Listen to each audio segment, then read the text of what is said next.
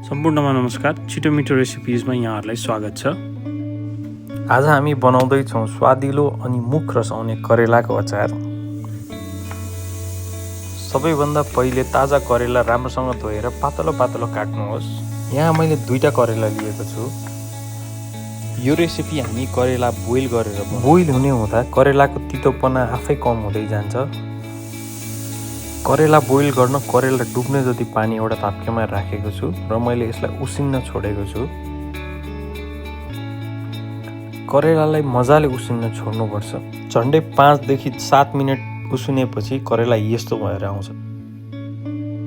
यसपछि भने अब पानी छानेर करेलालाई चिसिन दिउँ।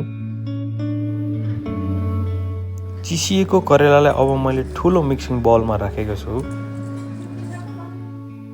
पहिला त यसमा बेसार नै थपौँ र स्वाद अनुसार नुन पनि थपौँ र यसमा हामी अब हाम्रो घरको अचार स्पेशल मसला थप्छौँ। यो मसला सेतो तिल, भाङ, आलस र सिलामको ड्राई रोस्टेड मिक्सचर हो। मैले एउटा चप गरेको खुर्सानी पनि लिएँ। अर्कोपट्टि अब एउटा दिउरीमा तोरीको तेल तताउन राखौँ। तेल तातुन्जेल एउटा ठुलो कागतीलाई पनि अचारमै मिचरौँ। तयार गरेको मसला अनि करेलालाई अब हातले राम्रोसँग मोलौँ। मसला मोलिसकेपछि अघि तताउन राखेको तेलमा मेथीको दाना फुराउनुपर्छ र त्यो तातो तोरीको तेलले अचारलाई मजाले झानौँ र पुनः एकपटक राम्रोसँग मोलौँ।